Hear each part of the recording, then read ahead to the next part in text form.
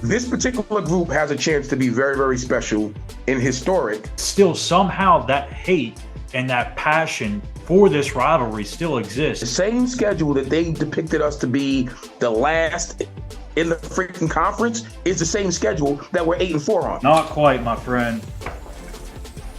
Give me the Mountaineers, baby.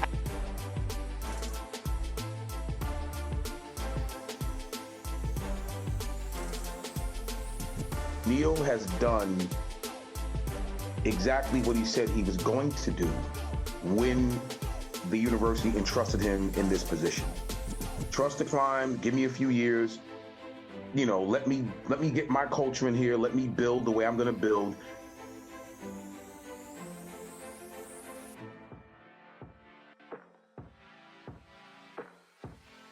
Hello, everyone, and welcome into the Walkthrough Game Day Show presented by West Virginia on SI. I'm Schuyler, Callihan. That is legendary West Virginia running back Eugene, Napoleon. It's hard to believe this is the penultimate show of the season.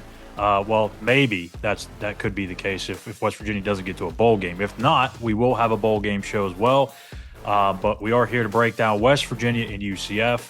Before we do that, we'll talk the game against Baylor, what happened there, what went wrong. And, the noise is starting to get a little louder, Gene. It seems like each week, every loss, that there's people wanting to see Neil Brown be fired, coaches being fired. It's just it's gotten to that point. But even after 2 wins, it's still there. It still exists.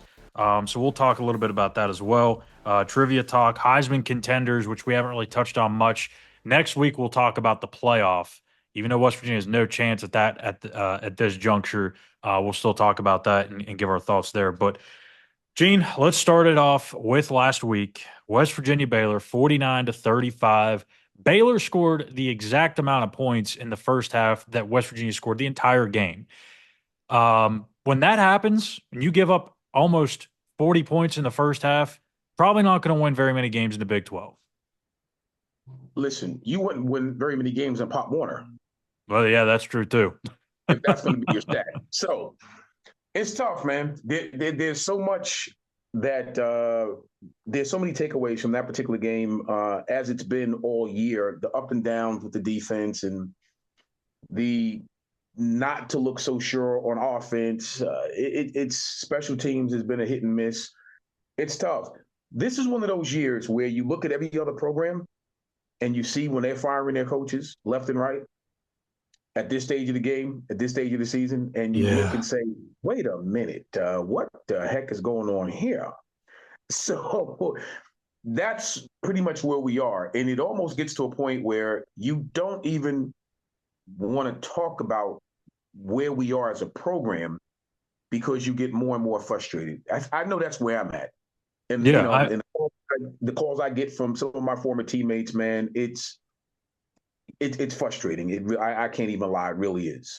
I agree with you. And again, it's year 6.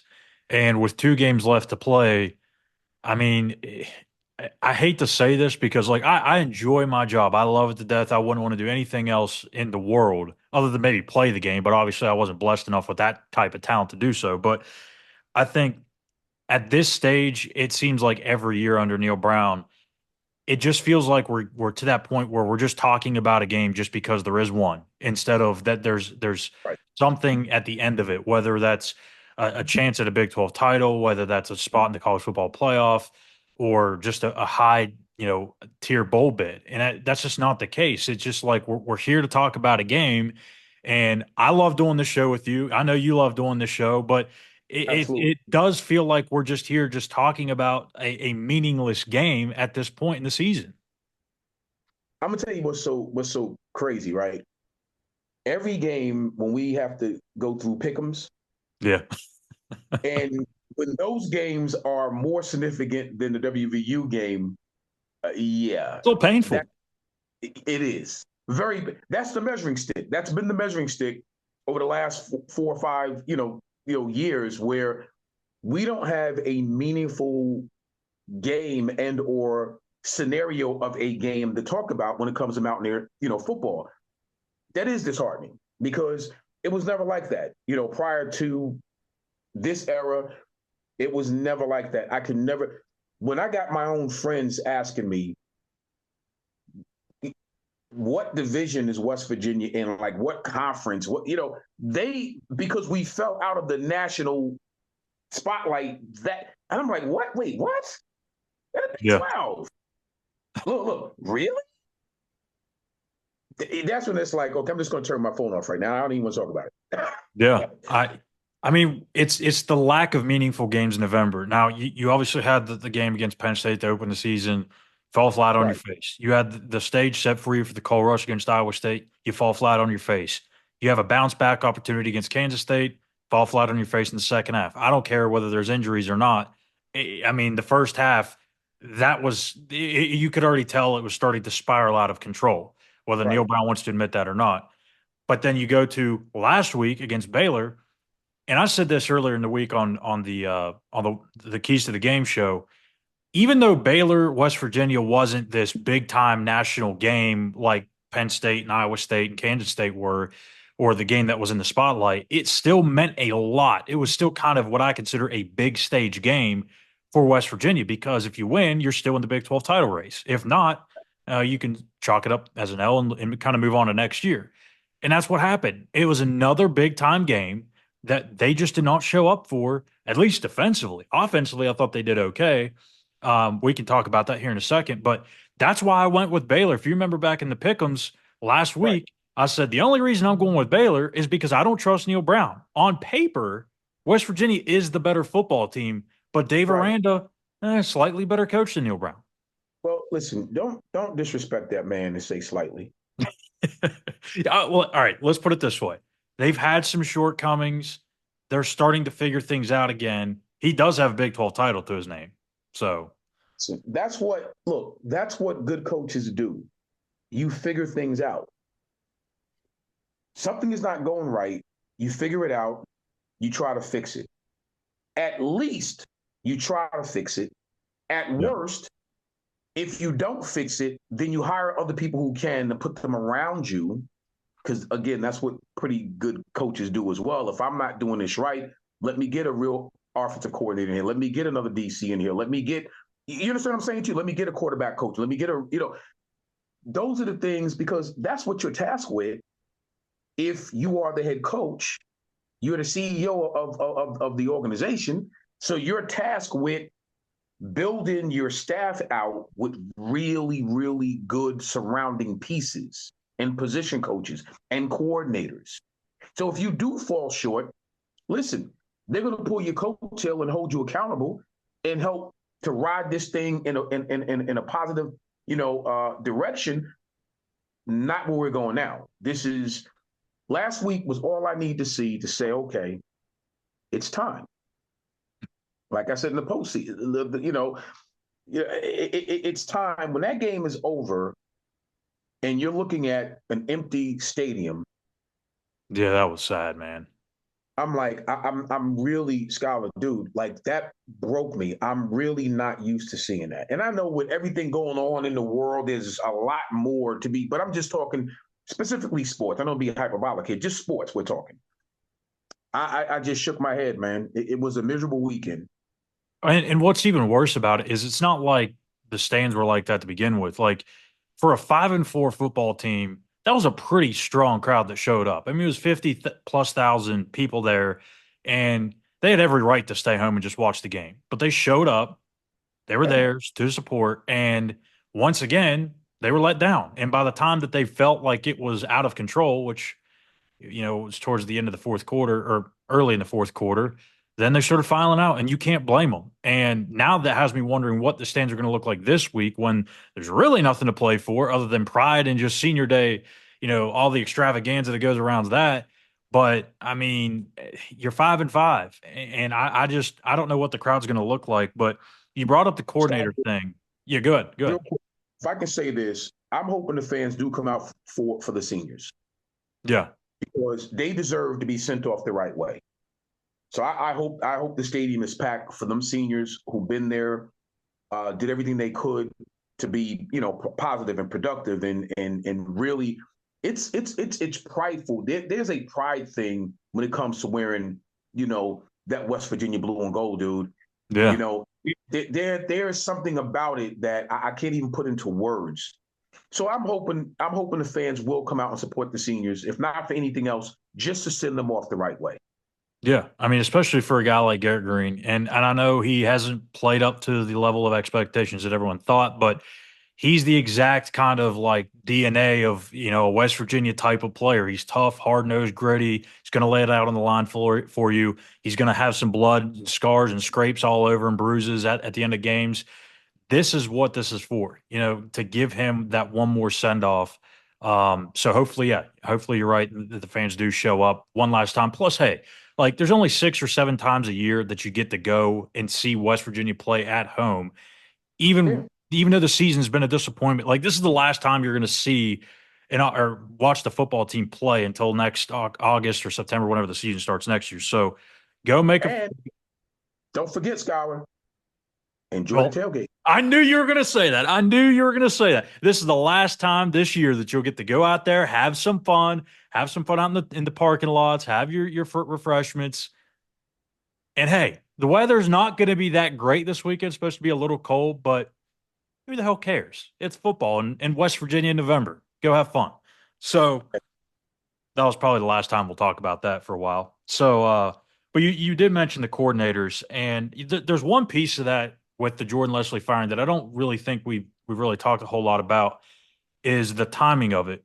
Now we did talk about how it was kind of odd that it happened a couple of days after the Arizona game, going into the bye week, but I almost wonder because you go and look at Baylor in their situation. Dave Aranda did not call the defensive plays for I don't know how long to start the season, but he made that change earlier in the season to regain control of the play calling duties.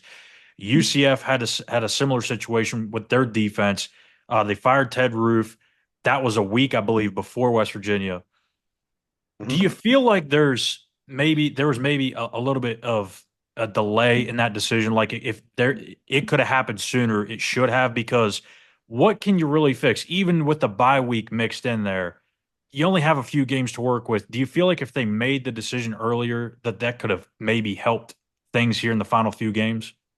To be completely honest with you, if they were going to make that decision, they should have made it after the Penn State loss. Oh gosh, one and done, baby. Well, because it wouldn't have been one and done. You've already seen what people were complaining about prior to. I could see So that. Yeah.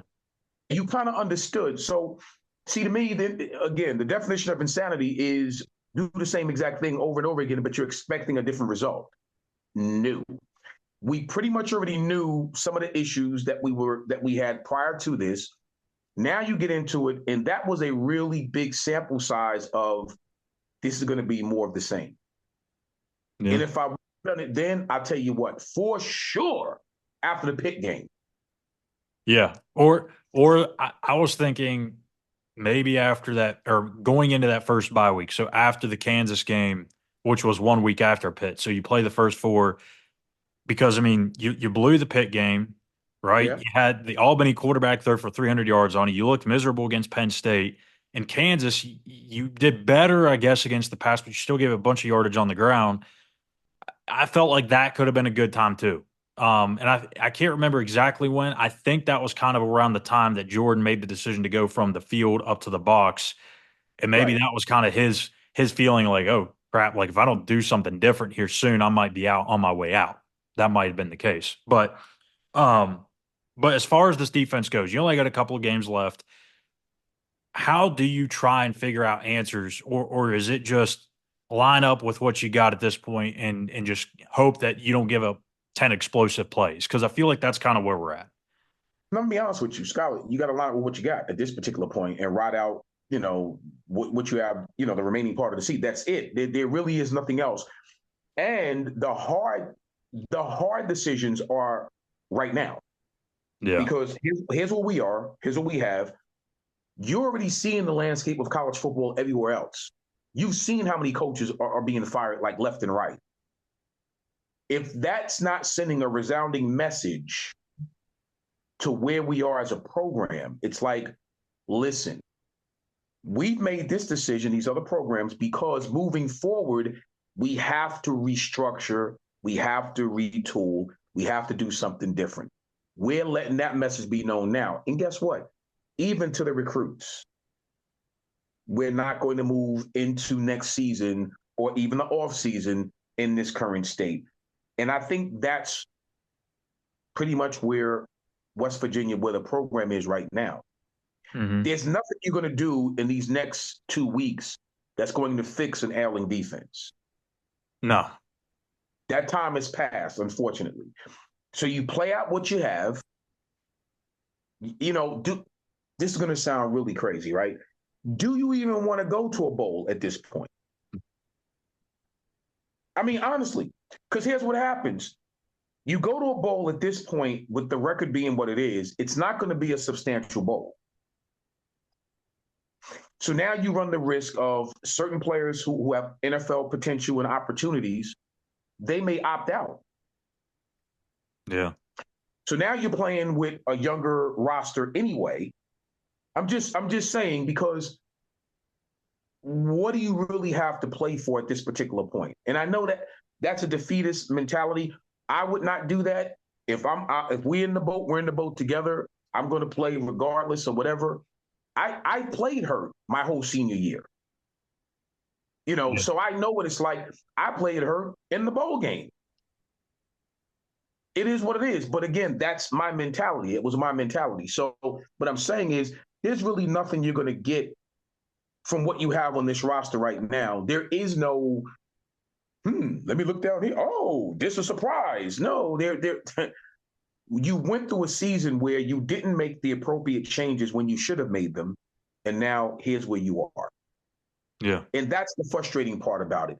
You come into a season, you already should know what you have on offense, on defense, and the special teams, because that's what the preseason is for. That's what summer camp, the workouts are for. You should already know, dude, that's the frustrating part. That really is.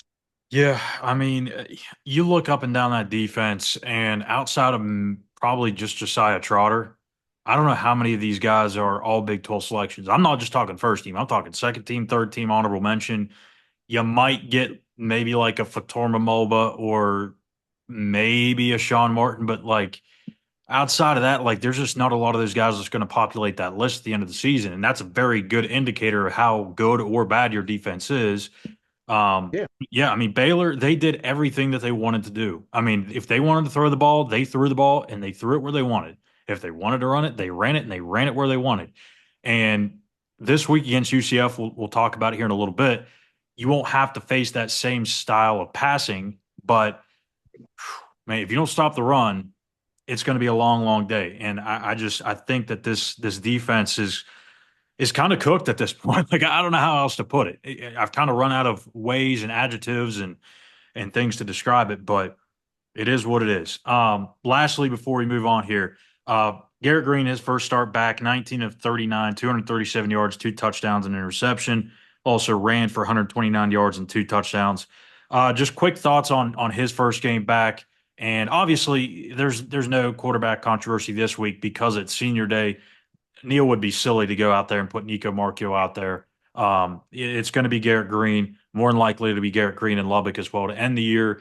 But just your thoughts on his first game back and how they used him in that first game. Garrett played tough, man. But again, that's who he is. You know what I mean? And his ability to play and do what he does did not surprise me. I'll tell you what, the 22 carries he had? Yeah. I mean, for a quarterback, yeah. That surprised me. Coming off an upper body injury, mind you. Right. That surprised me. But again, he played well. He played well. Played better than what I would have expected coming back off of an upper body, injury like that. He played well, but that's the expectation, though, to be honest with you, because that's him. Yeah. You know what I mean? You ever hear that saying with, I'm him?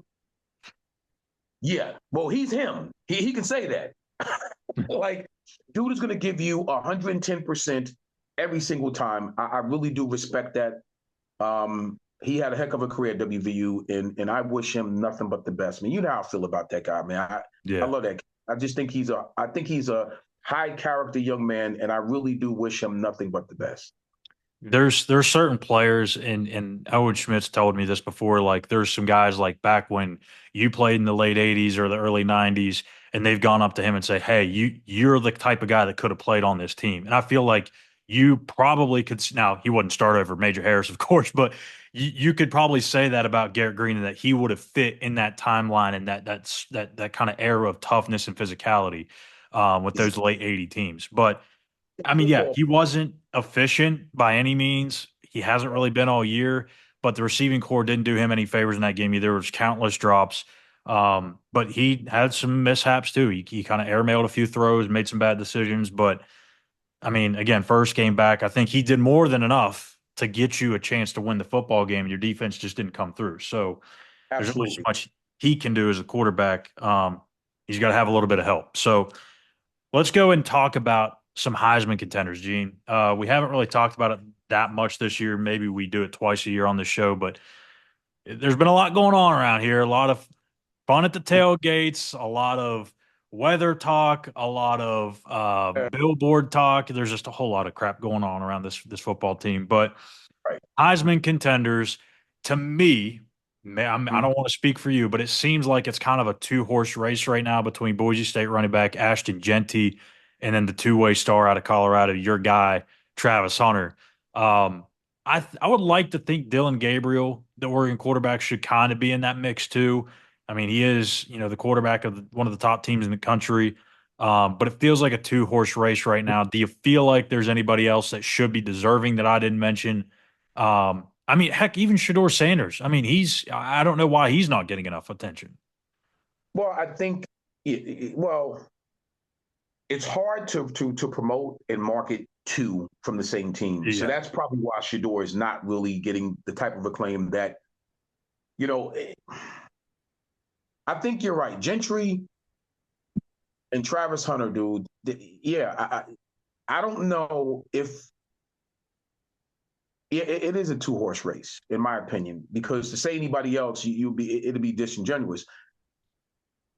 Travis Hunter is probably one of the most electrifying players that I've watched in about maybe the last 10, 15 years because of his consistency of what he does as a wide receiver. And then you double back and put him on an island by himself. He covers half the field. Yeah. You might as well yeah. So that Deion Sanders type ability to take away half the football field, you have to respect that. Gentry is, barring injury, he's going to get 2,000 yards. He is what, over 1,800 yards right now? I think so. I'm actually looking up his stats right now. Monster year, dude. Monster freaking year. I Oh think yeah. I He read the he's at stat. he's at 1,893 yards, 26 touchdowns. Yeah. I read a stat where I think he has over 1,200 yards after contact, That's just insane. if I'm not mistaken. I think I saw that a parody with his yards, what he has, and then after. Insane, dude. And to be completely honest with you, if Travis Hunter was not in this race, it would be Ashton Gentry. He would run away with it. Yeah, I agree. I mean, I think the only thing that's knocking Genty is just the fact that he's at a group of five school. I mean, that's really it because if he's putting up these numbers against Power Four, I mean, yeah, 1,000%. There's not even a question about it. Even Travis Hunter, I think he would top Travis Hunter if Yeah. he was in the Power Four. Now, I don't think he puts up these kind of numbers against Power Four teams, but he might still put up some big, impressive numbers. But I mean, Hold on. Hold on. Are you kidding me? what? Okay. As a running back, here's what he is. He's a slasher Uh huh. with great vision. Could you imagine him running behind a Penn State offensive line? Could you imagine him running by? Oh, you understand what I'm saying to you? Yeah. Because of his style of running, he probably would be on track with bigger numbers if he ran behind. Let me be careful. I'm not trying to disrespect Boise's offensive line because they do a heck of a job. Yeah. But because of his physicality, get like right on contact, this dude It takes 2 to 3 people to bring him down. It would be that no matter who he's playing against. Yeah. Put I him. think the only thing I'm thinking is maybe stiffer defenses, faster linebackers, faster defensive backs, but it may not matter. I don't. I mean, every time I've watched him, hasn't been a lot, but every time I've seen him run, it's Doesn't impressive matter. stuff. I mean, Gene, we're Context. talking his worst game, his worst output was 127 yards against Portland State, and that was a game they were up by 1 million, so he just got pulled early. Outside of that, it was 128 against UNLV. I mean, he's got several games over 200 yards. He's got a 6 touchdown game, a 4 touchdown game, three touchdown games. I mean, it's video game like numbers. I would love to line him up behind Ohio State's offensive line, Notre Dame's offensive line, West Penn State. Virginia's offensive line. Talk about that. I mean, because name a conference that you would think would be stiff for him to gain about 1,500 yards in the same amount of games. Name one conference, and I'm going to share something with you. Name one conference. I would think the SEC would be hard. I love it. Now, who's the best offensive line, the best team with the best offensive line in the SEC right now, in your opinion? I haven't watched enough SEC, but my guess it's not Georgia because No. Let's say Alabama. Okay. Let's say running behind that at the Alabama line, which means he's going to get before contact 3 to 5 yards.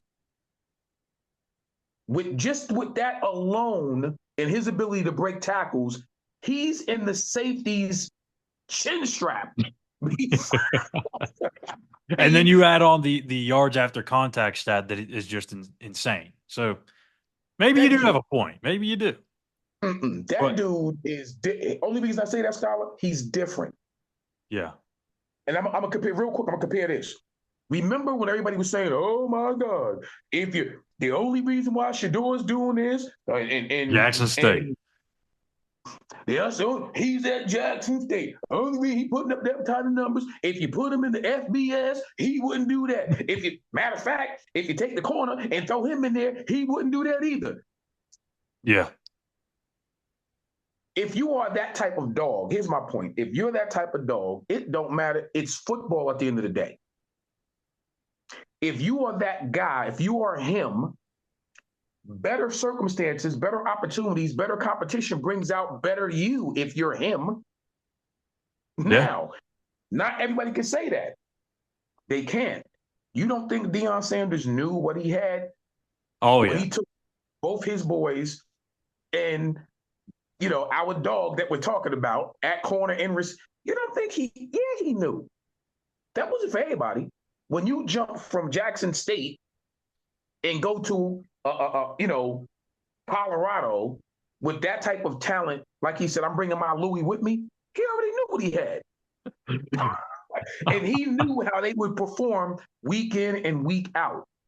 Travis Hunter is the best college football player in the country. And I hope people don't hate him because they despise Deion Sanders so much. I agree. He is one hell of a talent. I think he could be a first-round pick either way. Like, I think he could be a receiver in the NFL or cornerback, whichever team drafts him, they can pick. But hold on there. Okay, not at receiver. He's not polished enough in the route running and all that. You don't think he could develop, though? Oh, yeah. But day one to step on somebody's roster. Right. He's a corner first, for sure. Corner first, yeah. So I wouldn't mess around with that joke on offense. So are you going Hunter as the winner? Yeah. Me personally, I love them both, but I because of what he's doing on both sides of the ball consistently, he has a play on both sides of the ball every single game. No one else is doing. Wow play. Yeah. Oh, wow. Look at that. Yeah. I can't. Yeah. Yeah, I'm with you. I think it's going to be Travis Hunter, Ashton Jenney too, and then after that, I don't know, Dylan Gabriel and a bunch of everybody else's, I guess. So, look, Scott, consolation prizes. Yeah, it wouldn't matter after that. Exactly. So let's get to our trivia question for this week. And Gene, I think it got a little toughy here for you. I really stepped it up, I think, in terms of the difficulty. So here we go. West Virginia last hosted UCF in 2003, a game the Mountaineers won 36-18. Rasheed Marshall was the starting quarterback for the Mountaineers that day, but he did not have the biggest touchdown, or I should say longest touchdown pass of the day. Who threw the 79-yard touchdown pass to Chris Henry? A, Adam Bednarik, B, Denny Embick, or C, Charles Hales? We will get that question and answer from Gene right after the break as we show you the College Football 25 simulated highlights between West Virginia and UCF. From Steve Slayton to Pat White to Pat McAfee, they love their Mountaineers in Morgantown and in a place known for yan dogs and pepperoni rolls, probably some liquid refreshments. The Mountaineer faithful ready to go here in Morgantown. On 3rd and long, hoping to throw beyond the sticks. A strike downfield. They'll throw it on 1st down. Grabbed over the middle. It's Hudson. He was smelling that end. Going for 6. And makes the grab in the end zone. On 2nd down, he's looking downfield. Catch in the middle. It's Gallagher. At the 35, he's open. He wants to throw it again. Quarterback moving out of the pocket. Keeps it and got enough space. And he waltzes in for the score. They want to dance their way in on 3rd and goal. And he takes it to the house. Touchdown, Knights. Trying to find his man on 1st down. Pass on the way in. It's picked off. And they'll close in on him after a good return on the interception. Trying to slam in. Into the end zone he goes. Touchdown, UCF! Is entirely different. Coming after it. Fires to the big fella. Still running up the 40. Got a lot of running room. Pick up the 1st here. Looking to throw, it's Green. The quick out.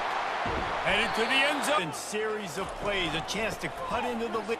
And he takes it in for the score. Touchdown, Mountaineers. On 3rd and long, no secret what he needs here. Looking for a big game. Into the hallelujah land. Touchdown, West Virginia. Quarter all tied up. It's now 2nd and 10. Turns it on in midfield. Running toward the tape. He's at the 10.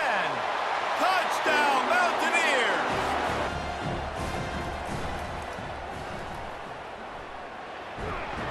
Oh, no, the ball popped out. Oh, looks as if the defense got it. And he's brought down, and this defense gets the ball back for its own. Now they've got it 1st down at the 41.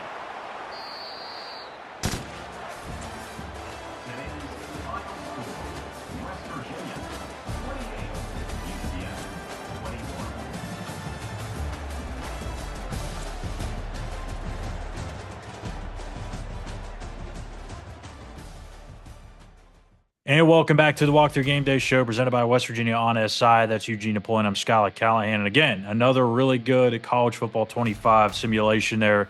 Mountaineers down 21-7. Looked like it was going to get ugly. I was actually watching this one as it was playing out this time. Usually I just let it record in the other room. I was actually sitting there watching. I was like, oh boy, this is not going to be good.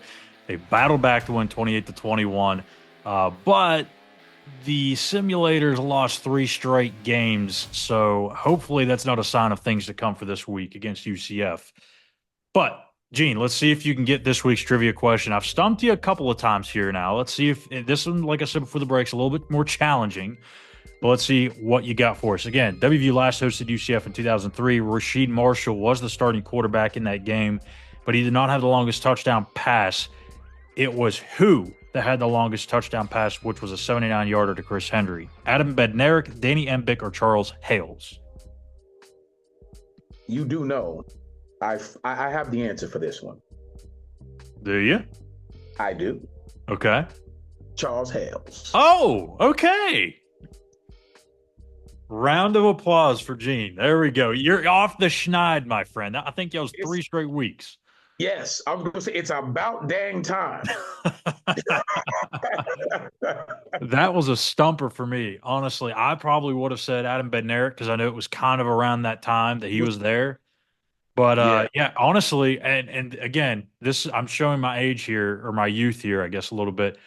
I had no idea who Danny Embick or Charles Hales were until I yeah, looked it up and was trying to find some other options. So there you yeah. go, Charles Heck of Hales. a game. Listen, heck of a game. Yeah, Yeah, 36-18, West Virginia won. Rasheed did play most of the game, but yeah, Charles yeah. Hales with the big pass there. So, time to get into our game preview with West Virginia and UCF. Taking a look here at the players to watch. And my goodness, Gene, I know you are a big fan of running backs, but this Hmm. might be the best one the Mountaineers have seen yet. And that's not a good sign for a defense that has been very vulnerable, especially last week against the run. RJ Hmm. Harvey, the nation's third leading rusher, 1,328 yards and 19 touchdowns, only behind Ashton Genty, as we already mentioned, and one other name that seems to have just slipped my mind. But, anyways, he's the third leading rusher. Deshaun Pace, the linebacker for UCF, is the guy to watch on the defensive side. 48 tackles, 2 interceptions, a transfer from Cincinnati. And then for West Virginia, I've got Cole Taylor with Traylon Ray out for the season. Hudson Clement banged up. Feel like this is going to have to be a big game for Cole Taylor. And then defensively, I'm going with Reed Carrico, 16 tackles last week. Not necessarily a good sign, Gene, when your linebacker has close to 20 tackles because that means your front is not getting a lot done.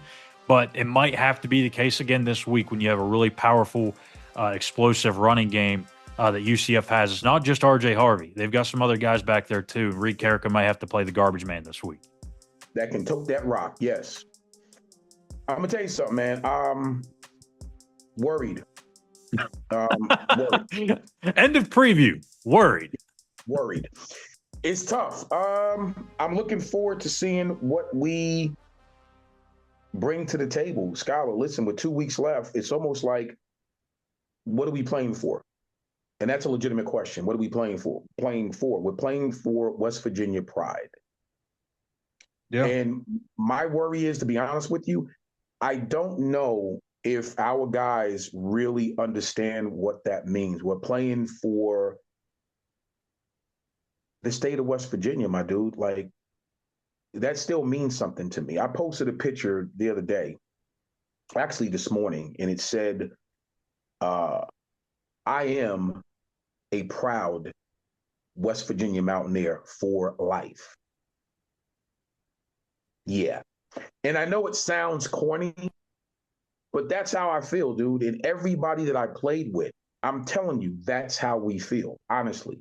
It is different here. I mean, I think that you could ask this question to a lot of people across several other different schools, and they'll just tell you, like, yeah, it was great to be an alumni there or whatever. And I get the sense, like, you're from New Jersey, you were born and raised there, you live there now, but you're Yep. just about as every much of a West Virginian as I am. Yeah, listen, yeah. I'm gonna tell you right now, and that's my second home. That's like home, honestly. Yeah. My son still feels that way, Yeah. honestly. That's what it is. And when you have that, seasons like this hurt. Yeah, hurt. And I don't think that this staff understands that. I'm not sure. The players may be too young to really dive into the West Virginia history. And there's so many distractions now, too, that So, yeah, dude. I don't know, Schuyler. That's where I'm at well, with it, dude. worried. Yeah. Worried is a very good word to describe this matchup because again, you gave up. I just moved my Baylor sheet here a minute ago.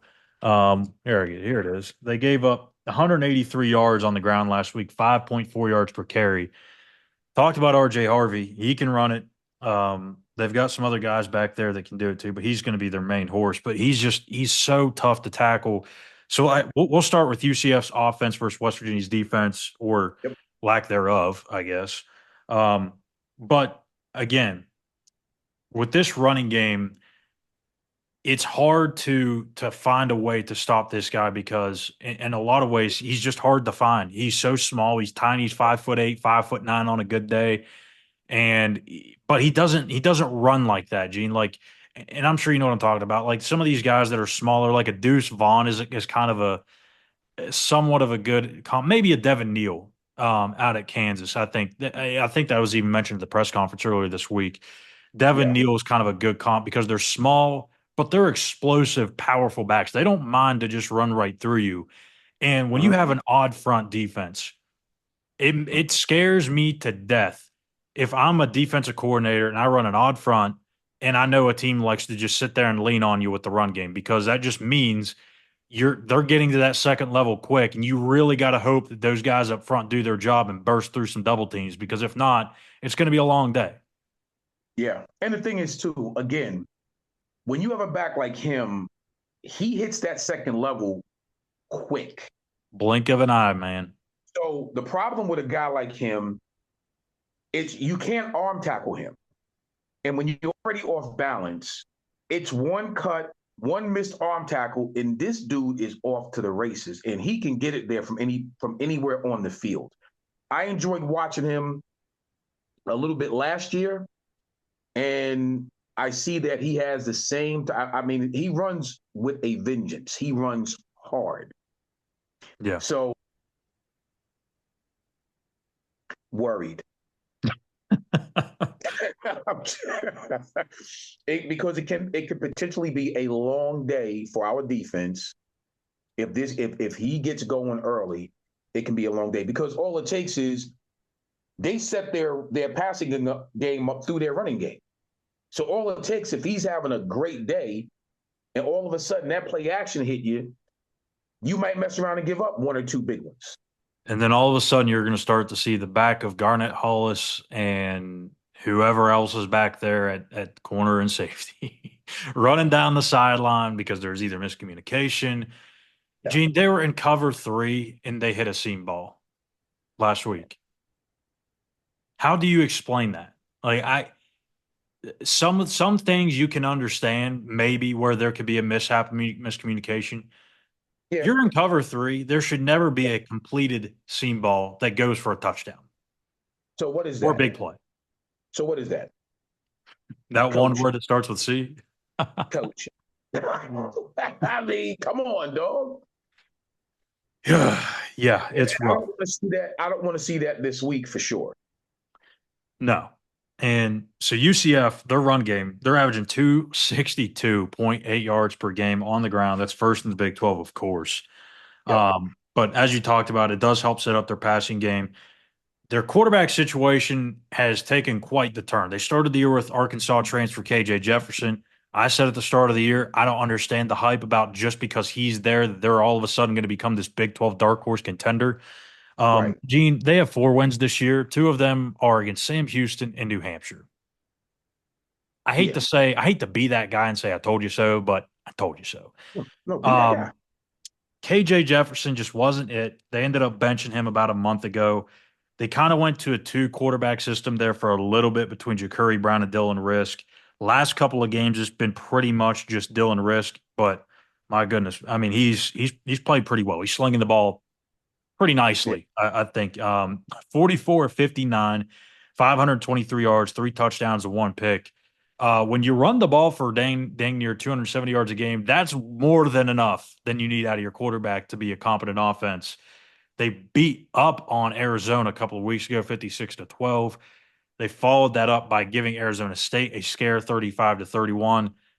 I mean, I know I just dogged them, but seems like this offense is starting to turn late in the season with Dylan Risk at quarterback. That's a scary thought for West Virginia. Again, Absolutely. worried. Yeah.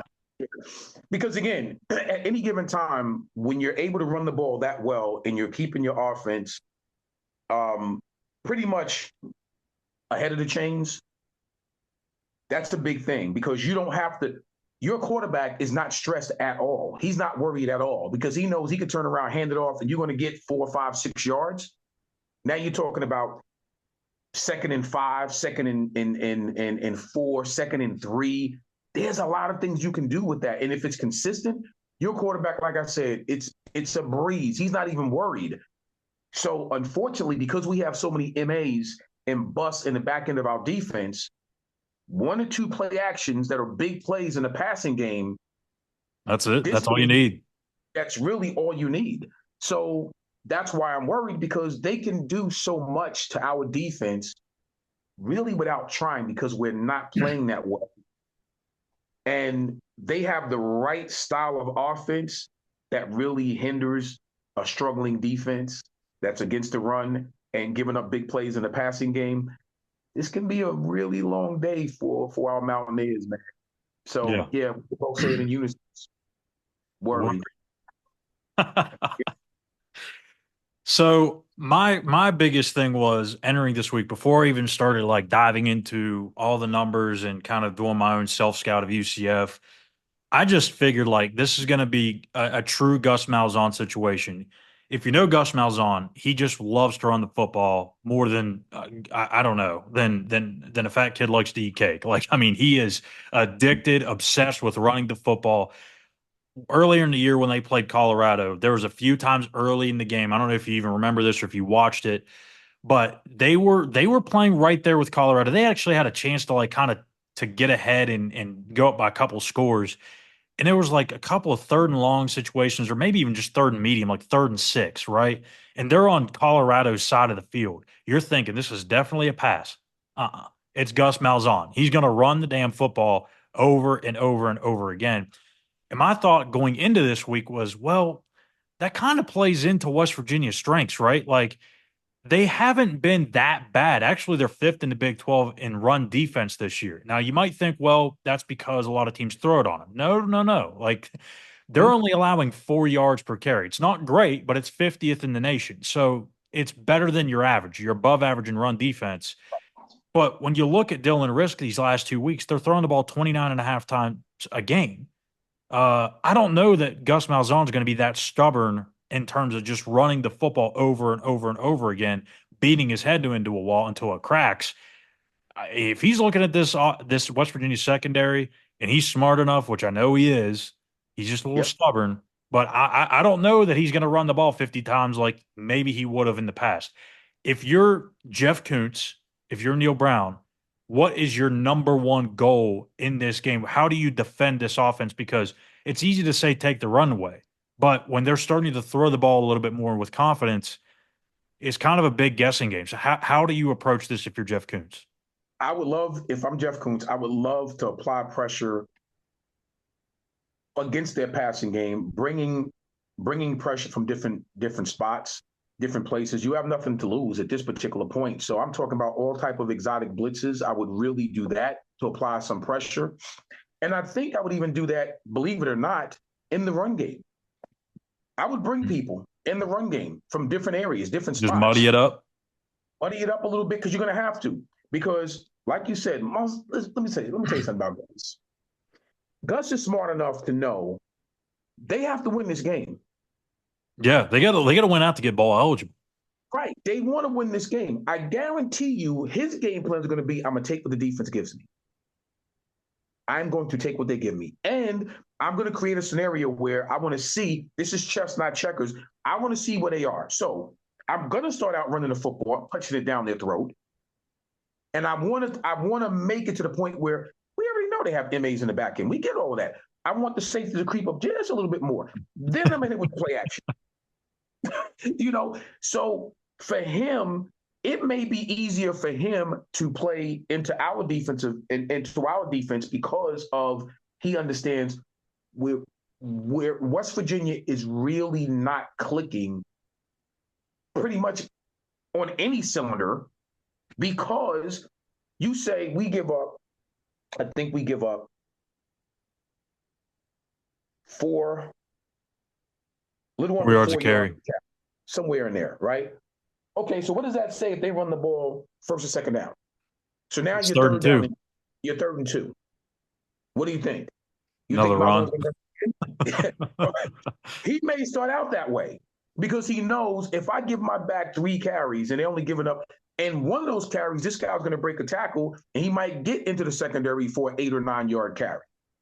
Yeah. He's going to play the average game, law of average. So this is why, if I'm Kuntz, I got to do something to offset that.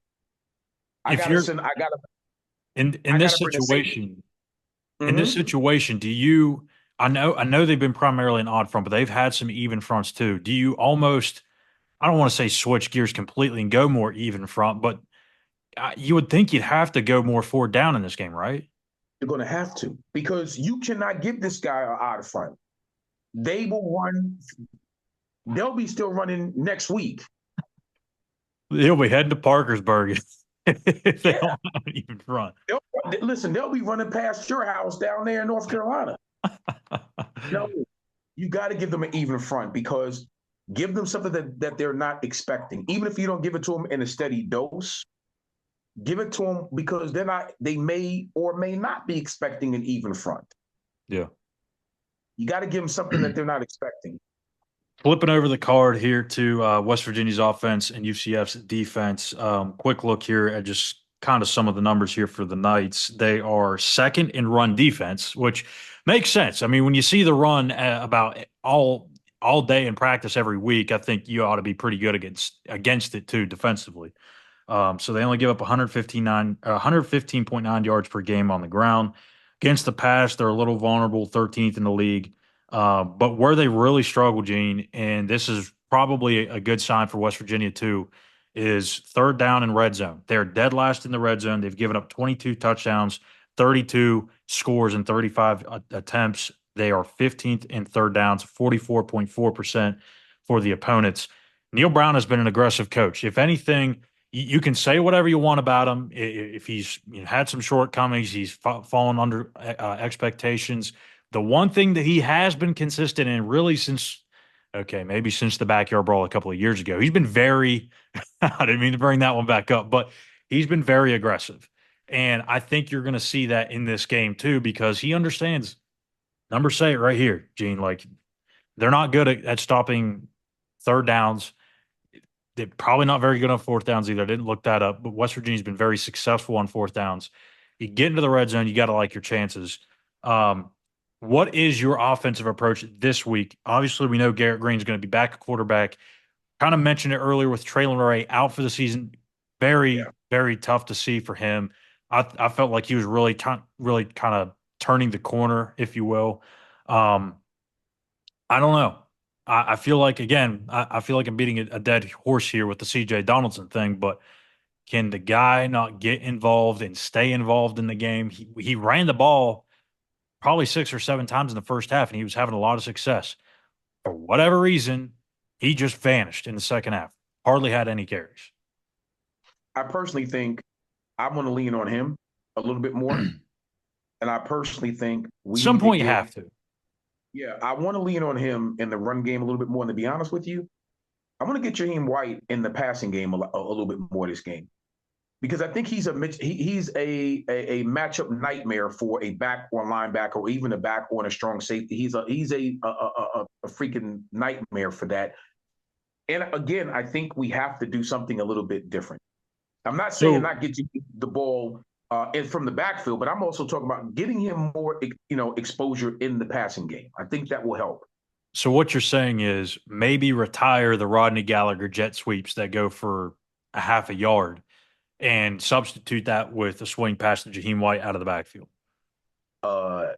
That's probably exactly what I'm saying. Yeah, my guy. That's what I'm saying. I look, and this is not a knock on Rodney. I think he's going to be a really good player here. Yeah, you've got to be a little less predictable if you're Neil Brown calling the plays in those situations. Rodney's going in motion, say probably about 60% of the time. It's going to be a jet sweep or a touch pass of some sort to get him the ball. Got to throw it to him too. Got to fake some of those motions as well. But in the passing game, yeah, go ahead.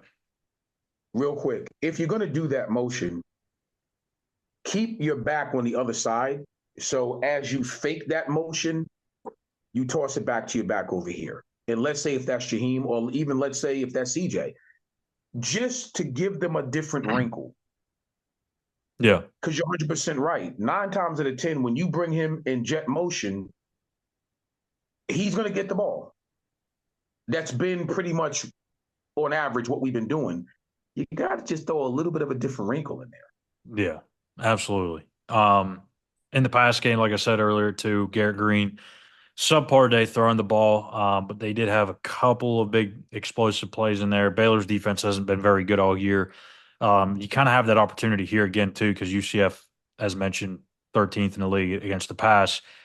They don't really get after you a whole lot. Malachi Lawrence, he leads the team in sacks with 4, but outside of that, they have a bunch of guys with just either 1 or 2. So actually, no, they have 2 guys with 4 sacks. My bad. Dalen Dotson. So they do get after you a little bit. But this feels like more of a quick pass game to me. UCF's got some speed on the perimeter in terms of the defensive back. So I think you're going to want to try and go and try and get those guys in space instead of trying to beat them deep down the field. So number one game plan, number one key for the Mountaineer offense in this matchup. Run the ball early and often with your big back with CJ. Let him really wear the defense out if you possibly can. I think, and it's funny that you say that. I think quick game is real important when you play and you got some really good corners that got some speed to them. Slants are always good. Always good. Quick slants are always good because if 9 times out of 10, it's hard for guys to tackle on angles. A lot of teams practice that, to be honest with you. So if I can get my guy in space on a quick slant, swing pass, we used to call them those banana routes. Man, please. Those twilly, I used to, in the AFL, we ran a lot of twilly routes where you get into the linebacker and you twilly back out towards the sideline. You're either going to get a holding call or you're going to get a real big play off of that, because again, it's a mismatch. You got usually a slot receiver or a running back running that route against the linebacker. So exactly. Those are safe routes. Those are easy completions for Green. Those would be my 1 or 2 takeaways, on offense, and do it consistently. That's all. You're gonna have to really bully it up a little bit and make sure your offensive line knows that UCF knows that the offensive line is going to come into play. Yeah. Could be, actually not could be, will be the last game for Wyatt Milam, left tackle. So, he's going to show up. Nick Malone, right tackle, former walk-on, West Virginia kid, has played his butt off all year long. One of the he is one of the biggest surprises, I think, not just this West Virginia roster, but the Big 12 and maybe all of college football, the way he has played. Maybe even playing himself into an NFL draft pick, whether it's 6th or 7th round or just an undrafted free agent. He has played his way into that opportunity.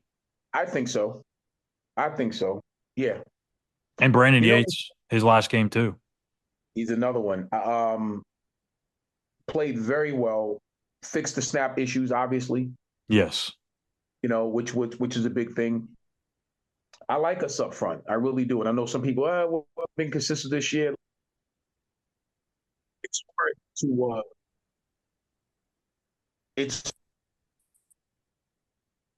I guess, manifest some things when you're kind of frustrated.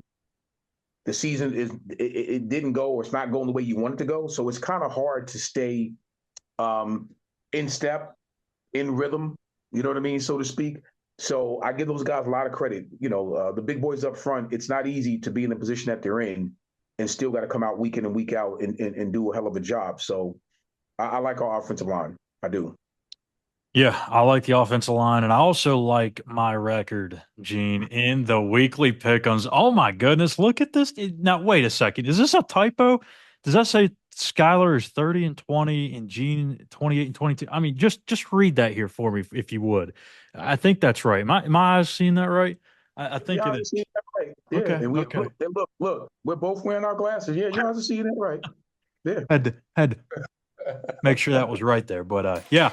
It's time to get into our weekly pick'ems. So, yes, I have taken the lead. I'm feeling great, glorious, all for this to just come shattering down to earth and watch me implode here. But let's go and get into it. So, big-time matchup in the Big Ten, a top 5 matchup. It's the Indiana Hoosiers going to Columbus, take on the Ohio State Buckeyes at 12 o'clock noon on Fox. Gene, I'm going to put it to you very simple. Ohio State is going to win this game. I'm going to root for Indiana. I love underdog stories. Curt Cignetti has the West Virginia ties. And everyone just is saying, like, this is just, this is going to be, a matter of how much Indiana loses by instead of whether or not they can actually win the game. I even saw Joey Galloway say something stupid like they should arrest their starting quarterback because it could help prevent them from losing a game next week to Purdue if he gets hurt or whatever, and it screw up their playoff chances. Stupid analysis, by the way. Sorry, just had to put that out there. But got to go Buckeyes. But man, I'm rooting for the Hoosiers. Dude, I so want Indiana to win this football game. I know. I'm going with the Buckeyes as well, but my heart is with Indy. I really want them to win this football game, but I think I know a little bit better. You're playing Ohio State at home. That's going to be a tough one for them. So I'm going with Ohio State. Number 14, BYU, coming off their first loss of the season to Kansas. And they are going to go to Tempe to take on number 21, Arizona State. It's a big-time game here, too, with Big 12 title implications here. One of these teams is going to stay in the mix. One of them is going to fall out. Believe it or not, Gene, I'm going to go with the Sun Devils here. This is kind of a bit of a shocker, but we saw this earlier in the year, a couple of weeks ago, when Iowa State lost their first game of the year. They had Kansas the very next week, and they let that first game beat them a second time. There's something about losing that first game after you go undefeated for such a long period of time. It's almost a mental game, especially when you go on the road. Iowa State lost their first game at home, went on the road and lost. BYU lost their first game at home. I think they're going to go on the road and lose here to Arizona State. Something is going on with those Sun Devils out there, man. Kenny Dillingham's got them playing well. I'm going ASU. You know what's funny? And here's where I'm going to get my get back. I'm going BYU. Okay. Usually when that happens, it's because there's a lot of mental errors and for whatever reason, the teams are not focused. I don't think BYU is a very, very focused football team. Yeah, they had their first loss, but I don't think they're going to get a second loss, especially not at Arizona State. I'm going with BYU. Sticking in the Big 12, it's primetime Deion Sanders and Shador and Travis Hunter and all those guys that have been playing extremely good football recently. Going to Kansas, a red-hot Kansas team. They're still having a chance to get to a bowl game, sitting at 4-6. They've got to win out, of course, but 2 straight wins over top 25 teams in Iowa State and BYU. And they kind of hung in there with Kansas State the week before that. This team's playing a lot better. And Gene, I'm probably going to help you out here, but I want to make this interesting down the stretch. So I'm going to help you out. I'm going to go with the Jayhawks here. Rock chalk. They're playing really well. They've got a lot to play for. Colorado thinks they're just going to stroll into Arrowhead and win this game. Not so fast, my friend. Rock chalk Jayhawk. Oh, I love it. Thank you for helping me out. And I said I would not go against primetime again, and I will not. And this will be a big test for them, and they will answer the bell. I'm going with Colorado. Army and Notre Dame at 7 o'clock on Peacock, a top 20 matchup here. Notre Dame loses this game. You might as well forget it in terms of the college football playoff. Army, on the other hand, it's probably not looking good in terms of their college football playoff hopes because of the run that Boise's had, but they could still get a pretty good bowl game. Nonetheless, they're still perfect at 9-0. Got to go with Notre Dame here. Help me out again. No. I'm not going to help you out here because I probably helped you out twice, by the way. I probably gave you the BYU Arizona State game. But, yeah, yes. I'm going to go with the Fighting Irish here. Absolutely. No, I'm with you all the way. Notre Dame all the way. And now it's time for the game that we're all here for, West Virginia and UCF. 3:30 kickoff on ESPNU. Mountaineers still looking for bowl eligibility. They can get it with one win this weekend. UCF has to win out, and that includes a win in Morgantown, their first ever against the Mountaineers. They're 0-3 in this series all time. Can they get that first win against the Mountaineers and keep their bowl hopes alive? Here's Neil Brown on this week's matchup. A lot of respect for Coach Miles. I know him well from being in close proximity when I was at Troy and he was at Auburn. His teams always finish well. You know, they play their best football in the month of November. If you look at his record as a head coach and what they've done at UCF in the month of November, it's impressive. We'll have our hands full. Thing for us is just playing. We need to play full 3-phase game. You know, we've been inconsistent. That's why we're 5-5. And that's what we're hunting, senior day, all that kind of stuff. What really matters is us playing the best football we can play and playing all three phases at once. All right, Gene, I've been back and forth on this game really for the better part of the week, but here's the skinny. West Virginia beats teams that they should beat. They lose to teams they should lose to. That's been the case for this team all year, and you could really say for the better part of Neil Brown's career at West Virginia. With that being said, I'm going with the Mountaineers this week. It's senior day. It's a team they should beat. It's a team that is reeling. They've lost 6 of their last 7. I understand that they are 2-4, West Virginia that is, at home this year, but it's the last game at home. A lot of these guys really want to go out on a high note, and I get senior day can be an emotional game. I understand that. They haven't handled distractions well all year long, especially at home. But I think they got enough in them to do it one more time, or at least one time this year, that is.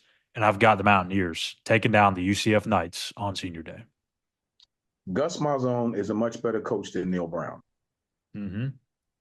Everything that we talked about leading up to this prediction, when you talk about our defense and you talk about the kind of backs and the offensive power that UCF has, I'm worried about those sort of things. But I'm with you 100%, Schuyler. Listen, if you can't win on senior night and send your seniors off the right way and do the things that you need to do at home against a team that has not beaten you in their series, if West Virginia does not win this game, I'm not sure if I will ever pick West Virginia again as long as Neil Brown is the head coach. And that's coming from the most optimistic person on this panel. Yeah. So I'm going to go with the Mountaineers one more time. Going back to the well once again. Once again. But I'm going to tell you right now, we don't win this game, I might drive to Morgantown my damn self. And if they don't win this game, that means West Virginia is going to pack their bags, head to Lubbock to try and get to bowl eligibility. And that's just not a situation you want to be in. That could force a lot of guys to be pressing and all that kind of stuff. So hopefully they take care of it this week to get bowl eligible, and then you can just maybe add another win to the season total there at the end of the year against Texas Tech. So that's going to do it for us here on the Walkthrough Game Day Show. For Eugene, Napoleon, I'm Schuyler Callihan. Make sure you hit that subscribe button here on our YouTube page at West Virginia on SI. Follow us on X at SI_WVU. And as always, make sure you drop your picks in the comment section on YouTube. Go 5 for 5. Get that man's signature, and we'll be in touch with you with that. So thank you guys for watching. We'll see you back here Saturday evening to recap West Virginia and UCF on the Mountaineer Postgame Show. Take care.